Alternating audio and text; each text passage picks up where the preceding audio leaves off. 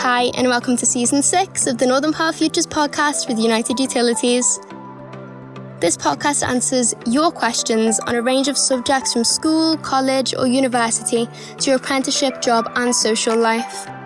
Our brilliant network of professionals and experts then lend their advice and wisdom to help you find solutions.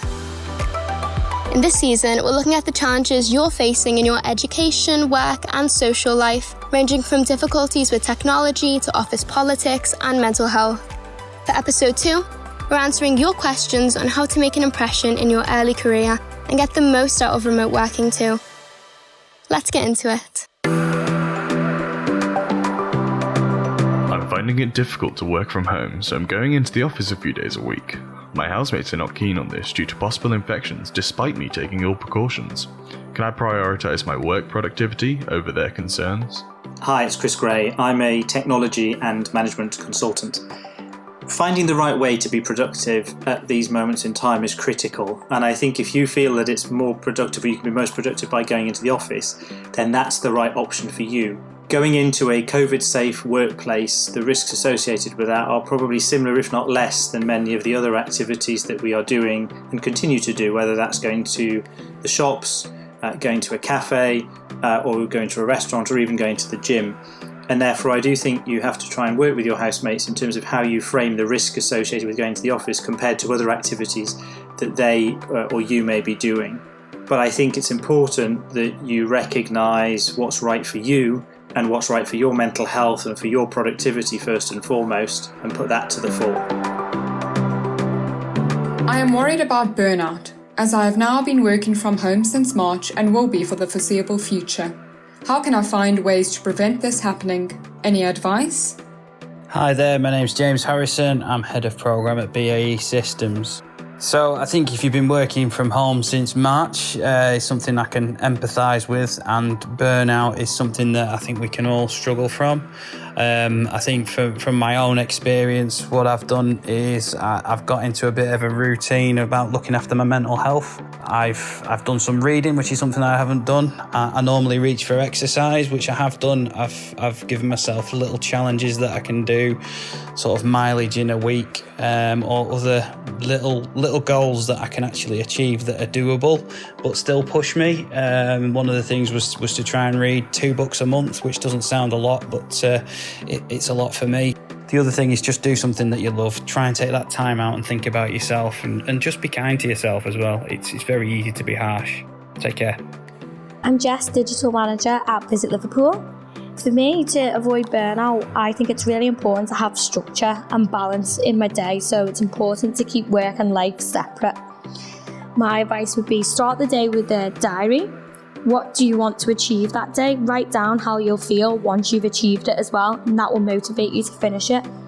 Within your plan for the day, plan in things that aren't work related, like going for a walk, like calling a family member or a friend, just to have a drink, a cup of tea, whatever it is. Also include things like ensuring that you are having your 3 meals a day, things like that.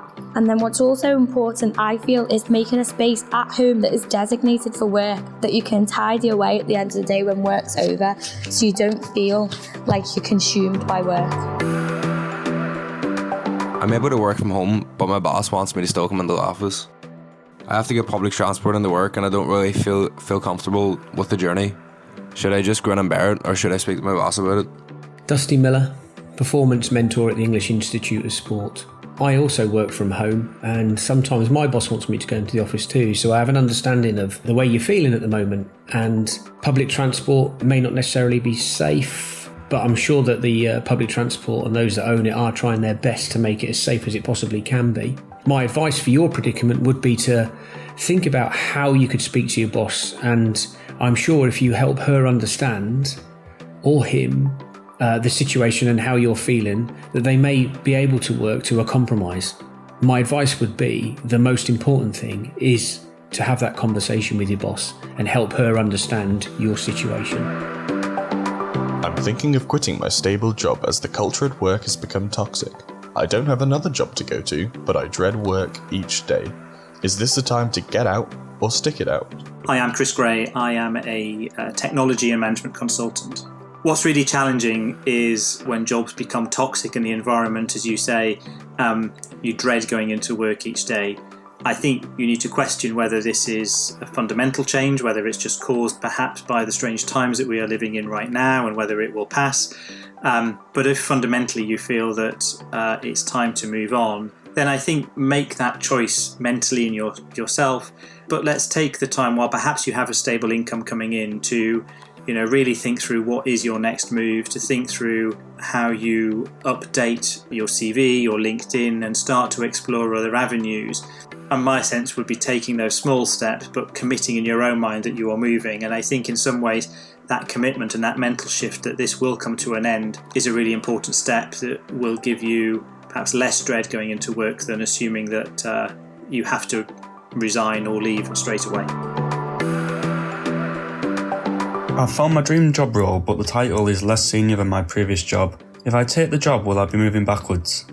Hey, it's Laura Leyland from Fresh Perspective Resourcing. So I think you've kind of said it in your question. If you found your dream role, and then that's got to be about the position, the responsibilities, the role itself. It's much less about the job title because different companies will call different jobs different things, and it doesn't mean that one is any less senior than the other. The job essentially is the same, they just call it different things. So it's more about what you're going to be doing than what you're going to be called. So I don't think just the title will mean that you're moving backwards. It will be the role and responsibility. So you just need to kind of let go of that status and just think that the job is a step up, it's a sideways step for you in terms of what it can do for your career and your skill set, etc., and be less bothered about the title itself.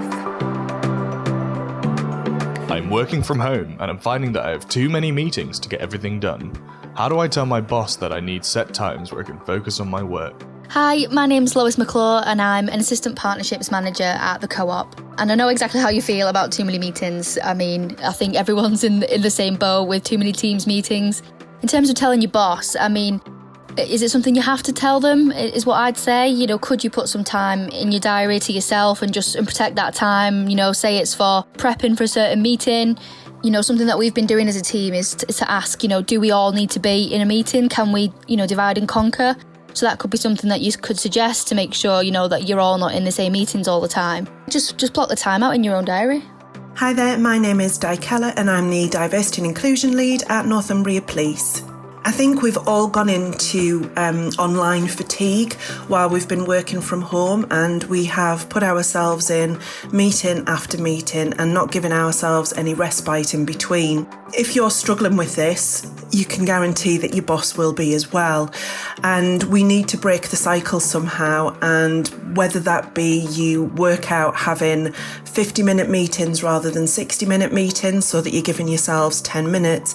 It's just about having an idea of what you want to do with your diary and how you want to schedule so that you don't have meetings running back to back, but just have an idea of that and open up that conversation with your boss, and they will probably benefit from it too. I've started work for the first time during lockdown. We're now planning to go back into office.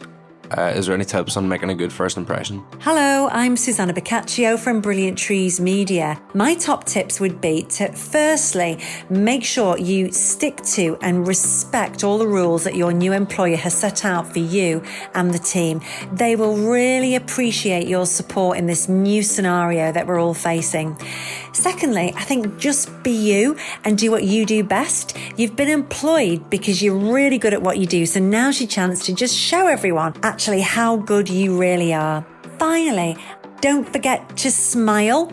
When we smile, our brains automatically feel happier. Those endorphins are produced, reduces anxiety, as well as lowering blood pressure and heart rate. And I think sometimes it's the simplest things that can have the biggest impact. And I think a positive smile is one of those things that can have just a huge impact on you and all of those around you. We're also working from home at my company. Is there any way that I can stand out and impress my boss while we are remote working? I feel like it was easier to show my dedication whilst we were in the office. I don't want my career progress to plateau during this time. Hi, I'm Vic Stewart. I'm Chief Financial Officer at the Alchemist Bar and Restaurants.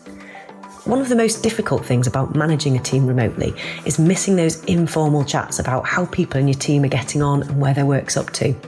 So I think a really useful tip to stand out as a junior member of staff is to be that person who is proactively letting your boss know where your work is up to. As an example, sending out a once weekly clear and concise summary of what work's been completed and what you're currently focused on is a great way to show your boss that you're in control of your work. A big thanks to you if you sent in a question, and of course to all our experts who offered their advice. That's it for episode 2, but if you'd like some help or advice with any challenges you're experiencing in work, education or home life, then just record your question on your phone and email it to us at hello@northernpowerfutures.com and you could be featured on a future episode. We'd love to hear from you on social media too. You can find us on Instagram at Northern Power Futures or Twitter at MP_futures. You can also visit our website at northernpowerfutures.com. The Northern Power Futures podcast is a What Goes On media production.